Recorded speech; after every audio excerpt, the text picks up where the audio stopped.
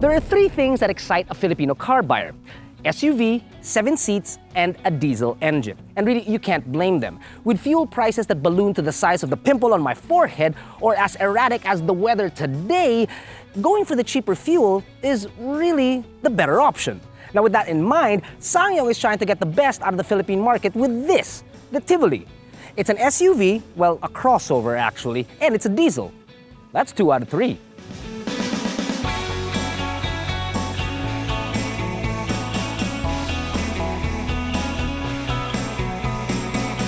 So Jacob has been enamored with this car ever since it came out a few years back, even calling it the dark horse of crossovers. Interesting. The front clip, first and foremost, sharp and angular. The front clip not too busy, which is a good thing, while the broad shoulders almost give this car a big boy look. But not as big as its real SUV brother, the Rexton, which you can watch the review right here. The 1.6-liter produces 134 horses, which is nothing great, but it produces 324 Nm of torque. And since it's a diesel, you'd think economical, right? Yeah, here's the weird thing. In very heavy traffic inside Metro Manila, we got about 6.4 kilometers to the liter. Nothing great. On a Sunday, it's still inside the city, about 9. Now, when we took it out on the highway, averaging 60 kilometers per hour, we were doing much better at about 15, or rather 17.5 kilometers per liter. But on a clear stretch of road, when you're heading towards Subic or Clark or really, really far, basically, you can push it to almost 24 kilometers per liter. So that is not bad.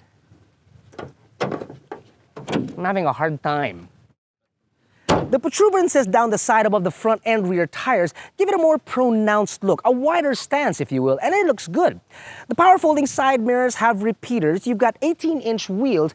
The rubber is 215/50s, 167 millimeters of ground clearance, and for good measure, just in case you don't know where it's made, a sticker. Hands down, my favorite part about the rear have got to be the tail lamps. They remind me of those that were on a Jaguar a couple of years back. They look so nice, like an oversized watch on a small person. Kind of looks good. I like it. When you open her up, the trunk space isn't overwhelming at all, like really at all. This is our camera equipment, the audio equipment, and jack's bag, and really that's about it. Sure, you get more space when you fold the rear seats down. That solves one problem. The other problem is that the lip up here is actually pretty high, so loading heavier stuff, yeah, that might be a problem. It is actually very basic back here, very simple, very plain.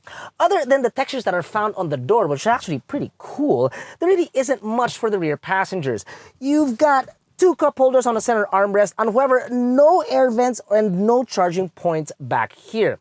The seats are firm and supportive, and there isn't much bolstering, so getting in and out of the car is not a problem. And SsangYong did foresee that the passengers in the back were gonna get bored, so they included 2 harps. Now up front, the seats are quite different from that in the rear, in the sense that they've got bolsters for miles. It's really weird. I don't have a problem with it because I'm not the biggest guy on the planet, but Jack, who is twice my size, yeah, he wasn't really a big fan of it. I understand. And then there's the whole interior itself as well. It's not the most glamorous thing on the planet. In fact, it's not as wild as the previous Tivoli, which had brown leather. That actually kind of looked pretty good.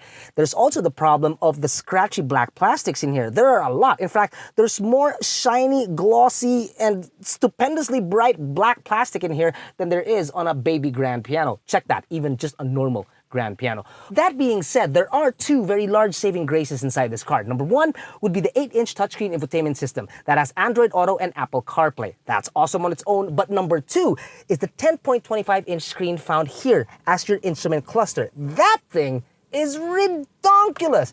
And plus, it's so cute. Every time you turn the car on, it looks at you with Wally eyes.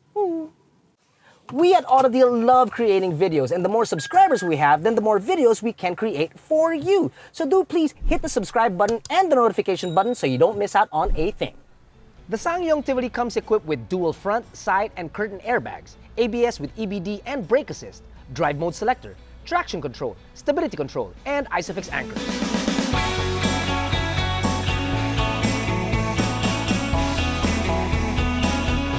There is a bit of turbo lag, yes, but the initial power delivery to the 2 front tires is more than enough to get you going.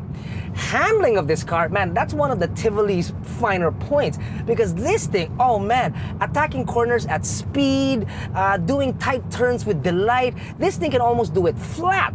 Now, obviously, there is a bit of a trade-off. That would mean that the suspension is a little bit on the stiff side. But worry not, it's not the kind of suspension that will jar you around inside the car like Mentos inside a Coke bottle. No, nothing like that. So even on EDSA, which is not the most perfect thing on the planet, it will get a little bouncy, but it is within reason.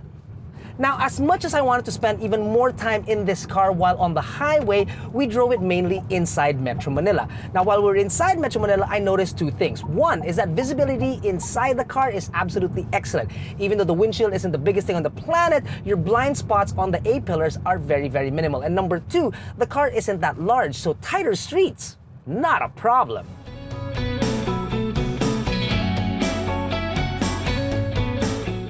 The 2020 SsangYong Tivoli Diesel Premium is available at 1,290,000 Philippine pesos. Quite a bit of cash for a small crossover, yes, I agree, but it does handle well, drive well, and it does have an engine that performs better than Blackpink. I'm probably gonna get flack for that. Look, the bottom line is that it actually proves that you don't necessarily have to go big to get yourself a diesel engine. Jacob was right. It is a good car.